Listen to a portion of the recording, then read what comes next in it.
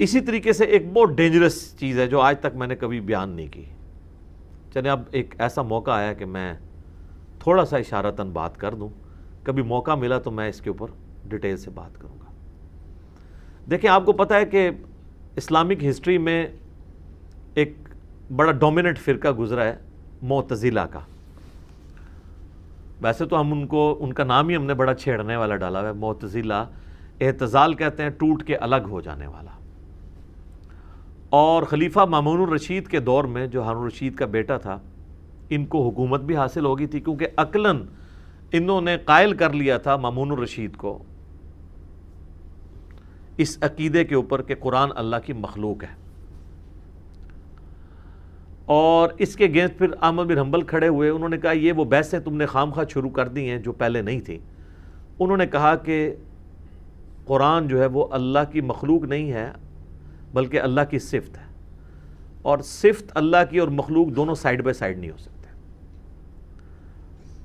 معتزلہ کا جو موقف تھا وہ بالکل پھینکنے والا نہیں تھا. اس زمانے میں علم الکلام کی جب بحثیں شروع ہوئی نا تو کرسچنز نے یہ اعتراض اٹھایا ہے کہ قرآن میں لکھا ہے کہ حضرت عیسیٰ اللہ کے کلمہ ہے. تو آپ اگر کہتے ہو کہ اللہ کا جو کلمہ ہے وہ اللہ کی صفت ہے اور صفت ہمیشہ سے اللہ کے ساتھ ہے تو عیسیٰ ابن مریم بھی ہمیشہ سے اللہ کے ساتھ ہے نا خطرناک گل. تو اس کا جواب صرف یہی ہوگا کہ حضرت عیسیٰ کو اگر مخلوق ثابت کرنا ہے تو اللہ کے کلمے کو بھی مخلوق ماننا پڑے گا.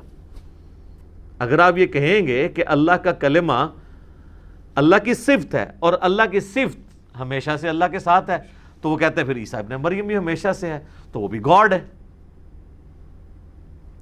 تو اب کرسچنز کے اگینسٹ جب یہ یعنی ایک علم الکلام کی جب بحثیں شروع ہوئی ہیں تو معتزلہ نے ان کو یعنی اس عقیدے میں شکست دینے کے لیے یہ موقف اڈاپٹ کیا کہ اللہ کی جو صفت ہے اس کا کلام، یہ اس کی صفت بولنے کی یا کلام کرنے کی کمپیٹنسی تو ہمیشہ سے اس کے ساتھ ہے، لیکن اس کا ظہور ہونا اس سے یہ ہمیشہ سے نہیں ہے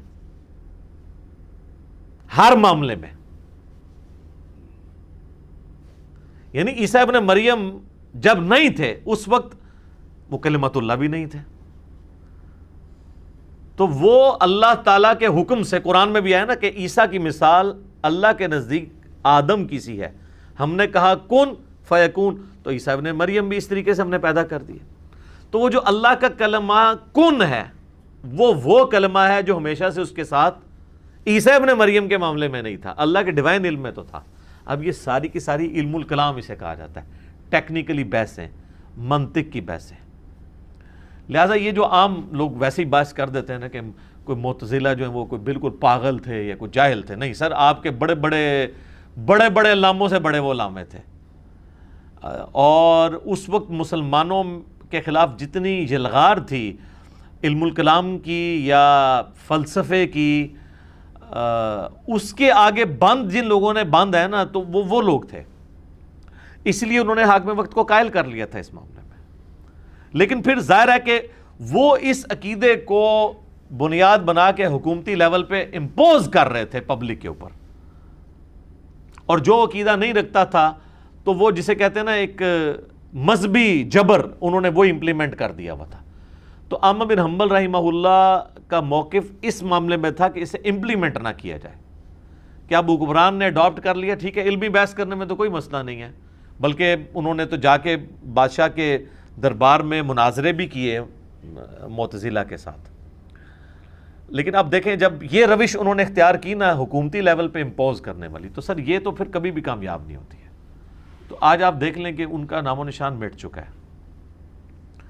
لیکن ان کے جو معاملات اپنے تھے وہ بھی نیک نیتی کے اوپر مبنی تھے. اسی وجہ سے آپ دیکھیں کہ اس زمانے میں معتزلہ کی تکفیر کسی نے نہیں کی ہے، نہ سنی نے نہ شیعہ نے، بلکہ جس طرح آج کل چھوٹے موٹے فروعی اختلافات پائے جاتے ہیں اسی اعتبار سے ان کو لے کے چلا جاتا تھا. احمد بن حنبل نے بھی کبھی ان کی تکفیر نہیں کی ہے. بس زیادہ ان کو غصہ ہے تو انہوں نے زیادہ سے زیادہ یہ کہہ دیا تھا کہ ہمارے ان کے جنازے فیصلہ کریں گے. ٹھیک ہے، یعنی جس کا جنازہ بڑا ہوگا وہ حق پہ ہوگا، جس پہ پھر میں نے احمد بن حنبل کا رد کیا تھا کہ یہ تو انتہائی غیر علمی جملہ ہے۔ کسی ایک عالم دین کے ساتھ کسی کی عقیدت وابستہ ہو سکتی ہے، اس کے کروڑوں فالورز ہو سکتے ہیں، لیکن اس کا یہ مقصد نہیں کہ اس کو وہ بنیاد بنا لے کہ وہ حق پر ہے۔